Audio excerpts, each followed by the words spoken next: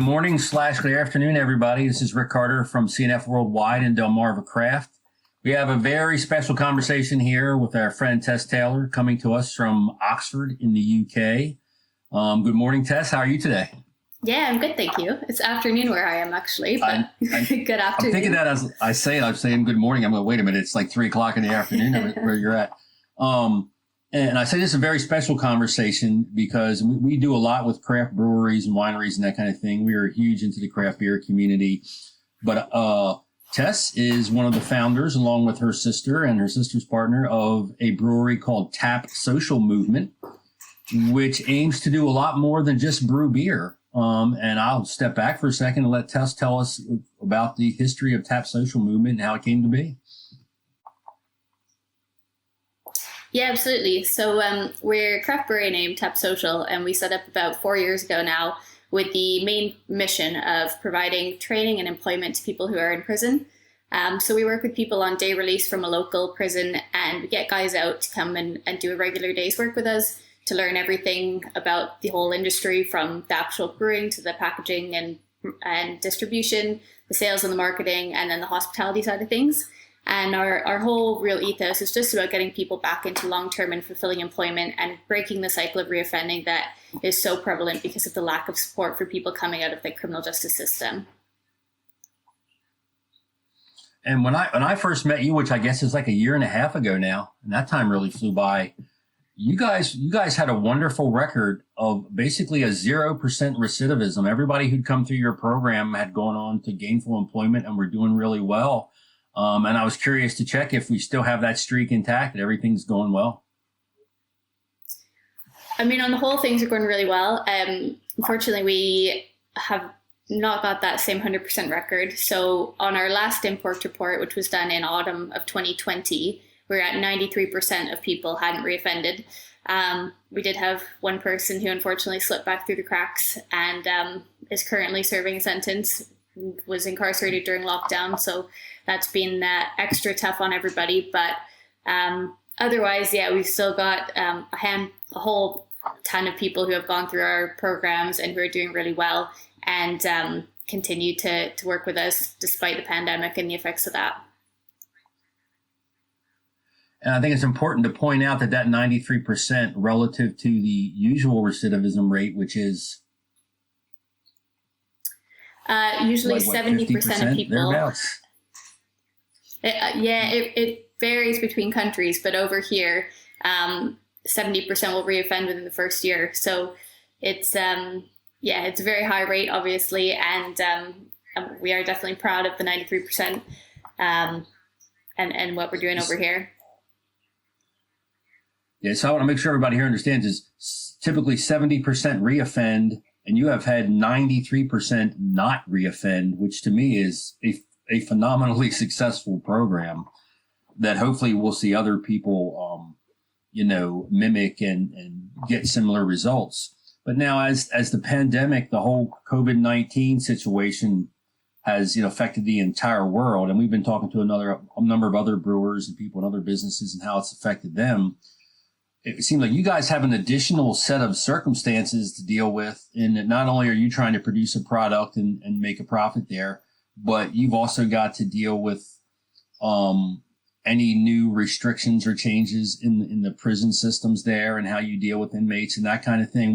What kind of challenges have presented themselves as far as continuing your operation since the COVID pandemic has struck? Yeah, it's been a really difficult year, I think, for everybody, but for small businesses and for anyone in the hospitality industry in particular, it's been really, really challenging. Over here in the UK, when things were initially shut down, the government created a furlough scheme, which is similar, I'm sure, to what you've got over there, but essentially it keeps people employed and pays out a percentage of their wages so that employers don't have to make layoffs and redundancies. So the vast majority of our team has spent quite a lot of months of this year on furlough, which is how we've managed to keep a lot of people on and then be able to pull them back to work as and when the restrictions are changed. Unfortunately, though, the prison has essentially stopped for the entire year since last March any kind of day release programs. So all of the guys that were coming out on day release have not been able to do so. Most prisoners are currently spending about 23 hours per day locked in their cell, which is just absolutely appalling to think about. So we have lost a lot of the guys that were coming out on day release programs, and that's really, really difficult. We managed to keep them on furlough, so luckily they still have a little bit of income coming in and they can still, put some money aside. But what we've kind of shifted to doing is working with anybody who was post-release. So we've got quite a few guys that work with us who have been through the system themselves and are now out of prison, struggling to find work. And so we offer employment for people in that position as well. So obviously with those guys, there are no limitations in terms of coming out from prison, and we've been able to keep them on. What level of restrictions were placed on you as far as having people actually come to your tasting room? And if you weren't able to do that at any significant level, how have you had to alter your operation to generate revenues because of that? Right. So initially everything was kind of shut down. There was a nationwide stay-at-home order. And so from the end of March until early July, all hospitality was closed entirely. Then we had a brief period of opening over the summertime and then went back into lockdown, partial lockdown in October, and then a full lockdown November, partial open in December, and now we'll be back in full lockdown since January. So, that in itself kind of shows how difficult it's been to navigate. It's been so back and forth, and the restrictions change with very little notice. So as a business trying to kind of pivot and be able to adapt to all of those changes as they're happening, it's definitely added a whole range of challenges for the year.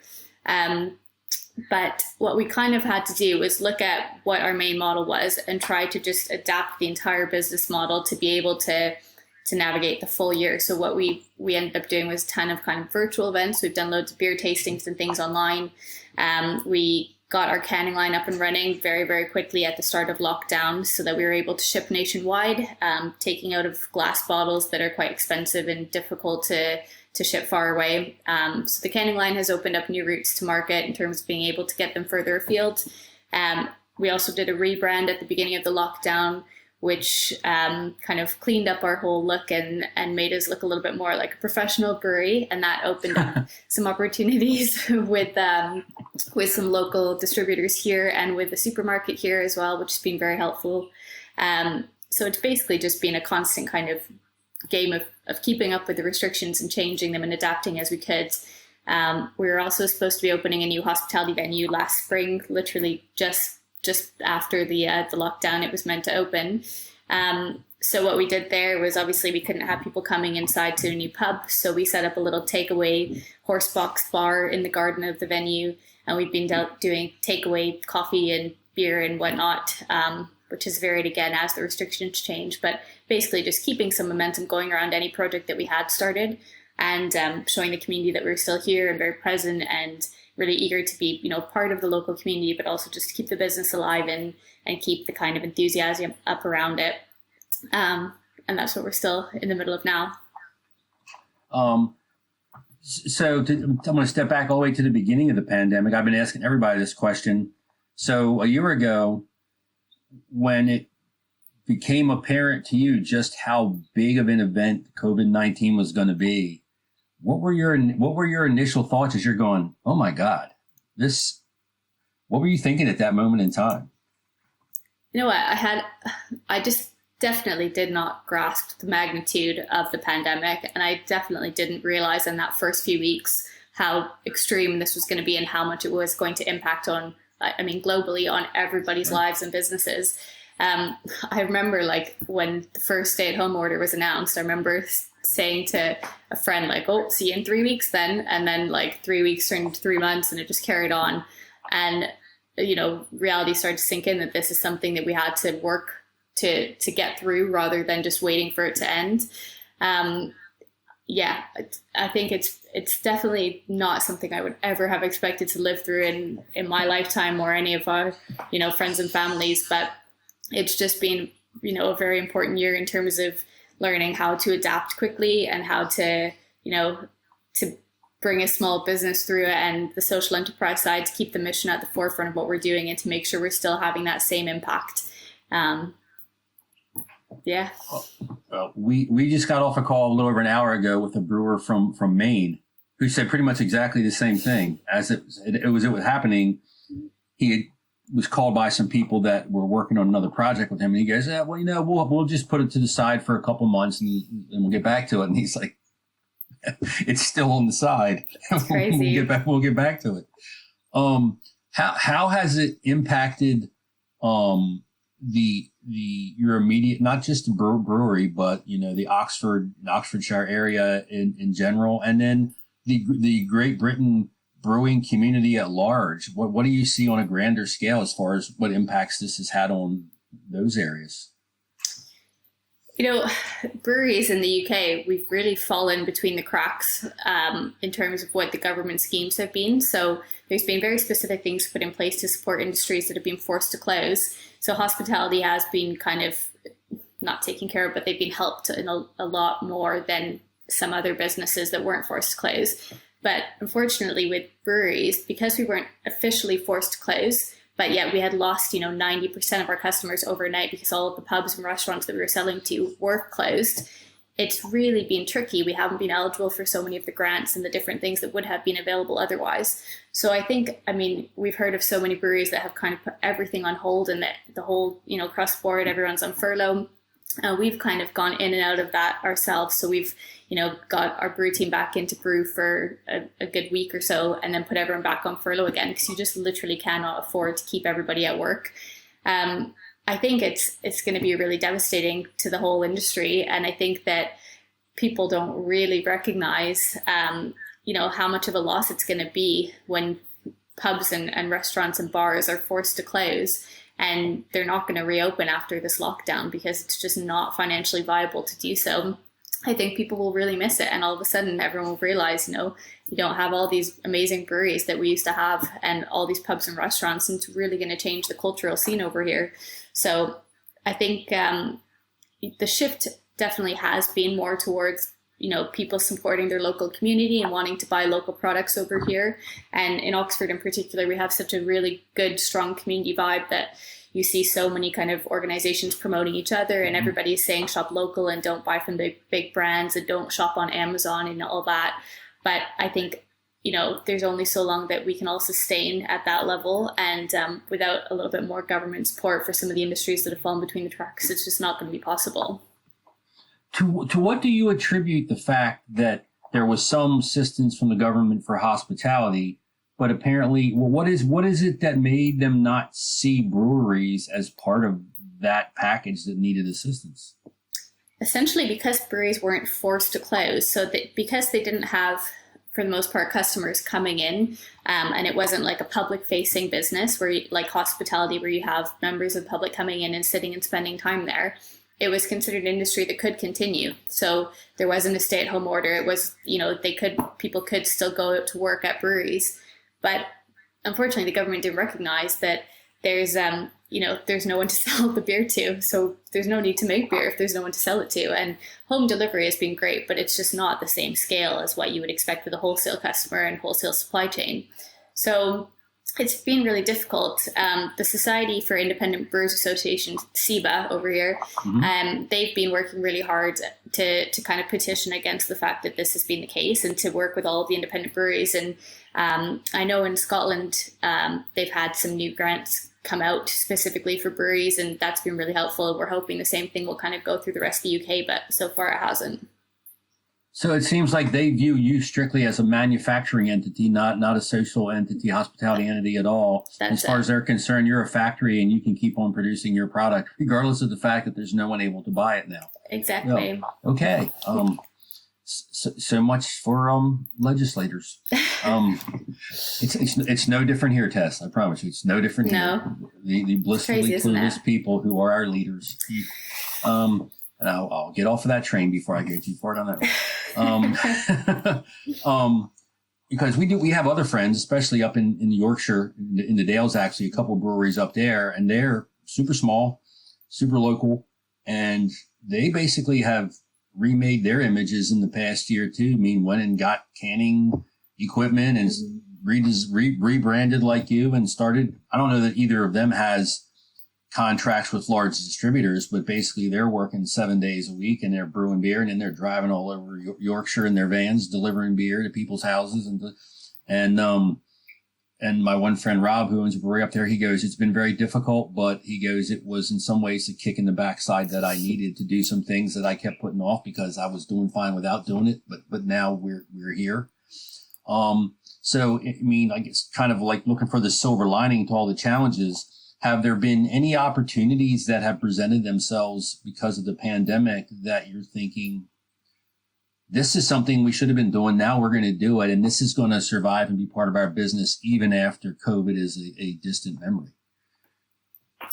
Yeah, there definitely has. I mean, it's very similar, to be fair, to what your friend said.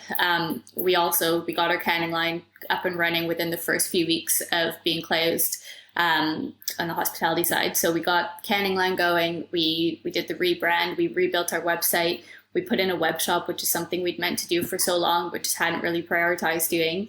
It forced us to get sorted with a courier to be able to do nationwide shipping.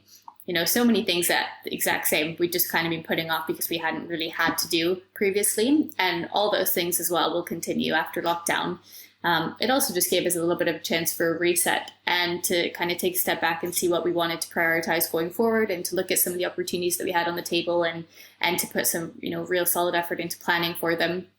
In terms of new venues, for example, we're now looking at a few different hospitality venues that we're going to be opening this year, which seems a bit of a crazy thing to do coming out of a pandemic, but we think that there's going to be such a demand once things are able to return. And so we're going to go for it. We've always been, you know, pretty eager to just jump on any opportunity that comes our way. And so I think the pandemic, you know, as I said, it's forced us to learn how to adapt quickly and to pivot our business. And so I guess it's given us a little bit more confidence in the fact that we are able to do so. And it's shown us that we can be resilient and make it through this past year, if nothing else.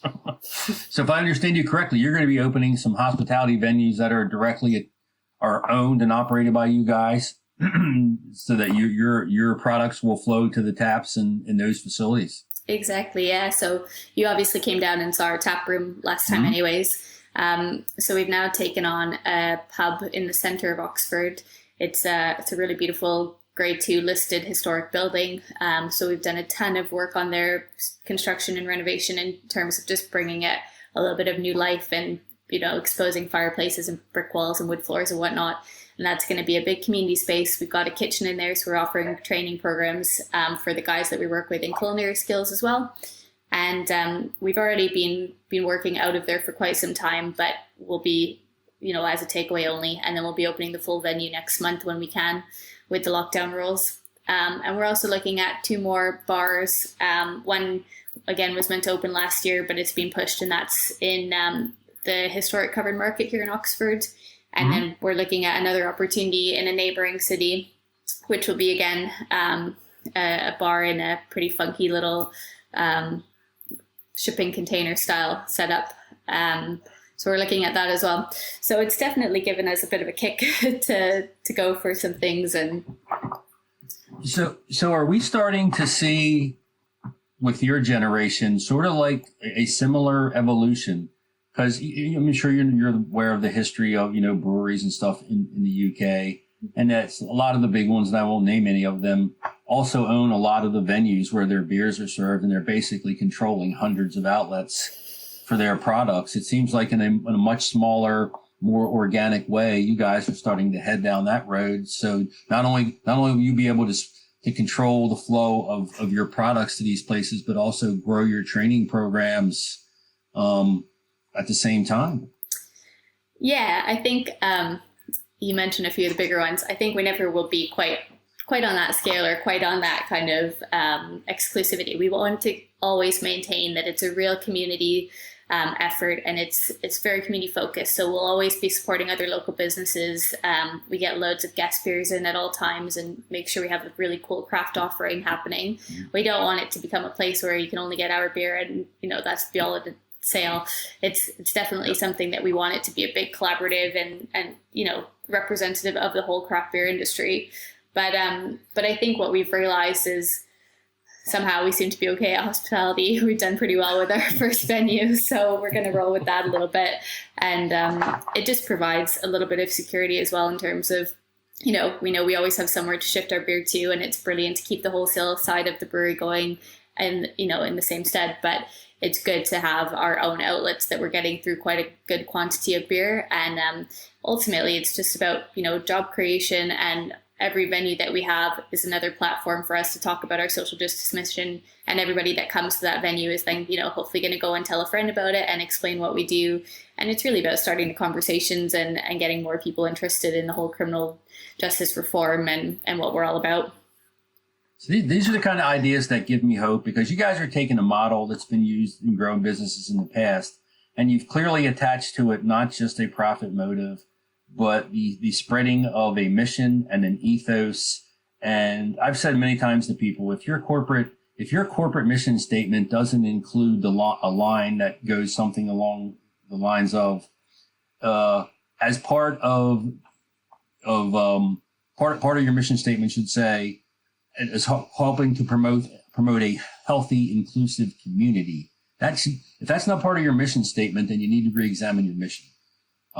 Because you can make all the products you want, you make all the profits you want, but if you're creating a world, and I'll just say it, much like we're seeing now, where an extremely, extremely small percentage of people control a vast, vast, vast percentage of the wealth, and everybody else is, to some degree, even in the middle classes in the United States now, are struggling, and it's getting worse. And I'm not here to judge right or wrong, but I am here to say that's not sustainable. And where do we end up if we keep doing it this way? And I'm really kind of excited by people like yourself and in your generation are going, yeah, I want to run a business and I want to do a good job and I want to be able to make a living at this, but it also has to help sustain my community. Absolutely. Yeah. I think as well that consumers are starting to go that way. So it's not even just about the people that are starting the businesses, but so many people are becoming more ethical shoppers, and they're looking at where the products that they buy are coming from. And there's that push to support, local and sustainable, whether it's for environmental purposes or societal.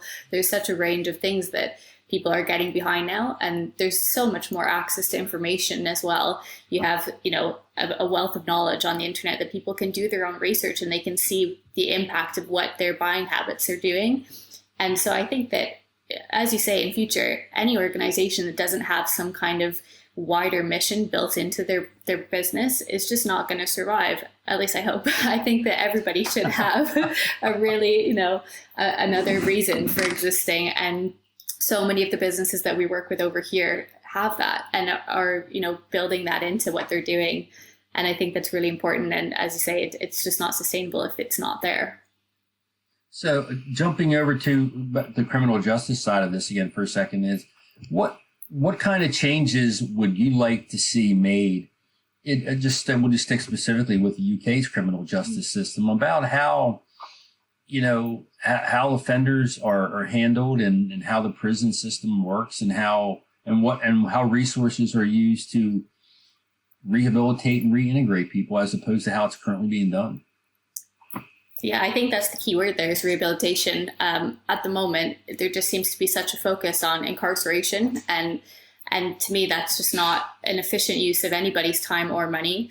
I think what we need to be doing is spending money on preventative measures, putting money behind social programs that are going to help those who are vulnerable and at risk of offending in the first place. And, stopping a problem before it becomes a problem and stopping people before they offend by offering that social support that they're obviously not receiving.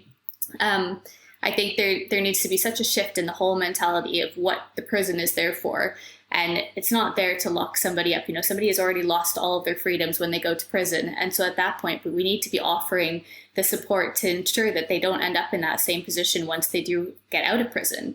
And, putting more community sentences in place, for example, where people aren't sent to prison, but they're sent to work in the community and to gain some social skills and to network and to meet more people. And I think that there are just so many simple ways that involve not having so many people behind bars and, costing the taxpayer so much money every year. Instead of doing that and having people in this cycle, we should be spending the money to support people before they get there. And if people do get there, making sure we're offering employment, training and, all the skills that people need to be building while they are serving, so that they're set up to be able to succeed when they come out. And, it really is for anybody that kind of questions, why we should be spending money on employment and training opportunities or education for people while they're in prison, and people that say, they're there as a punishment. Regardless if you think that, which, is obviously not at all my belief of what a prison is for, but even if you do think that, you surely have to recognize that if you don't spend the money on offering support while they're in there, as soon as they get out, they're going to be more harmful to society because they cannot support themselves, and no one has offered them the opportunity to be able to do so. And so they'll end up in the same position again, and then the taxpayer is paying for them once again. So I think it's just, there are so many ways you can look at it, and every single one, in my opinion, comes back to the same thing of that we need to be spending our money differently, and we need to be focusing it on, social support programs, offering, programs, extracurricular activities, support for single mothers, that type of thing, so that anyone who's vulnerable has an opportunity to change their pathway before they've actually offended, and that we have less people behind bars. Yep. I'm sitting here thinking, wouldn't it be great that if you had a young man or a young woman who was from impoverished situation and they're to the point where they're considering, theft or armed robbery or whatever to just sustain themselves, if there was a tap social movement they could go to and say, I'm at the end of my rope, I really need to learn how to do something. Is there a place I can be hired as an intern to start learning a trade? Otherwise, I'm going to have to go commit crime. If we could do that before we've spent the money to put them in prison, wouldn't that work better? Absolutely. We've talked before, we have similar problems here, and it's starting to change. Thankfully, some people had the good sense to go, hey, we've got 1,000 people here are charged with small drug possession crimes in the city of Baltimore. Yeah, let's not put them in a jail during the pandemic. That's probably not the greatest thing to do.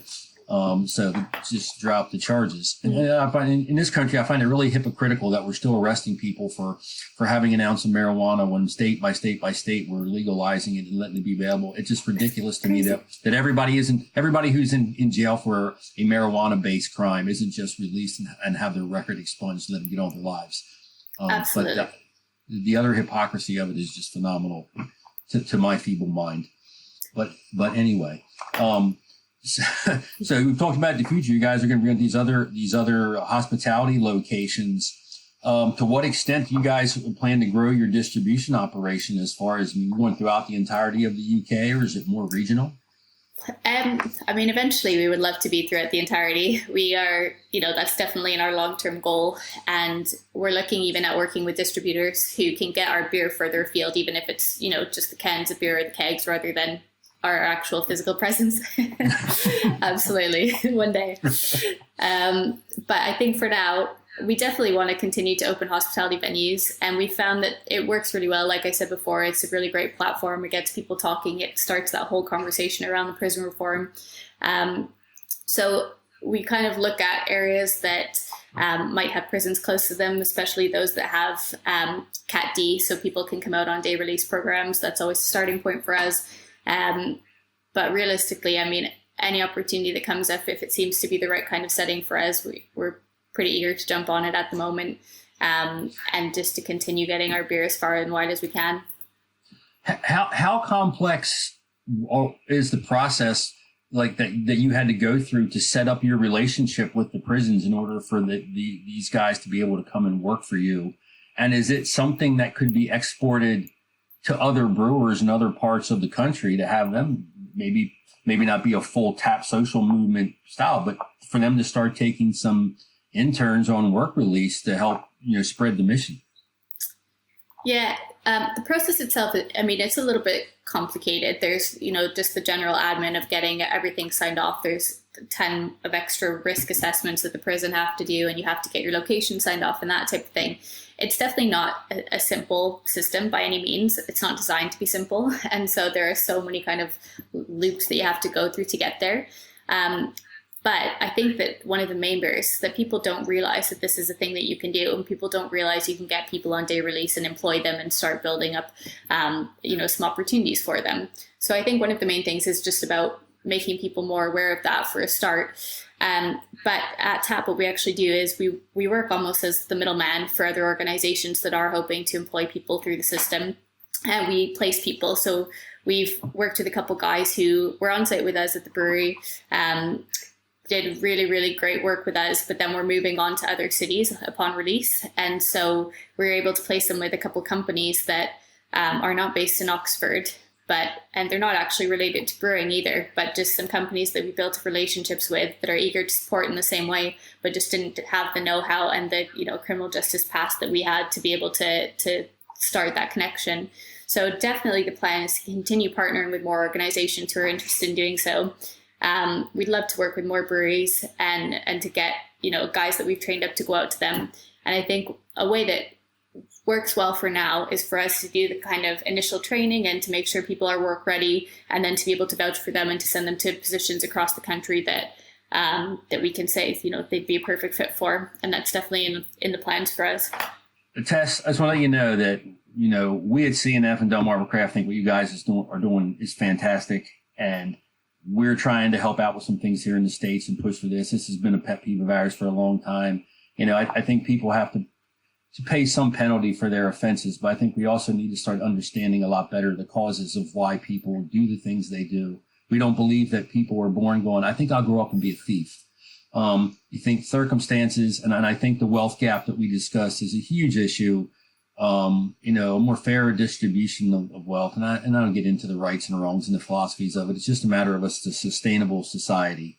And we need to figure out better ways to do things. That's what we appreciate what you guys are doing. And if there's any last words you could leave our viewers with, what would you tell them about what you guys are trying to do there? I think people need to just have a really open mind and to try to put themselves in another person's shoes. It's so easy to jump to conclusions about why somebody has ended up where they are. And, everybody, I do this on a daily basis. Take a step back and look at your position of privilege and recognize where you've come from and the opportunities that have been handed to you. And just recognize that so many people are not given those same opportunities. And so many people have been born into a world that just doesn't have the same support for them as it may have had for us. And it's so important that if you've been given a chance in life, you need to use that chance to help other people who haven't been. And I think that's what we try to live our life by at Tap Social, and what I try to do in my personal life. And I think that's definitely my philosophy for everyone. I think that's a good philosophy to close on. We thank you so much for your time. We can't wait until we get back across the pond. Rebecca and I are like, as soon as we can travel, we'll be over there. We'll be in your tasting room. We're probably going to spend 3 weeks in the UK just visiting all our friends and drinking their beer and reacquainting ourselves. Until then, thank you for your time, and can't wait to see you guys again soon. Thank you so much. So good to talk to you and to hear about what you guys are up to.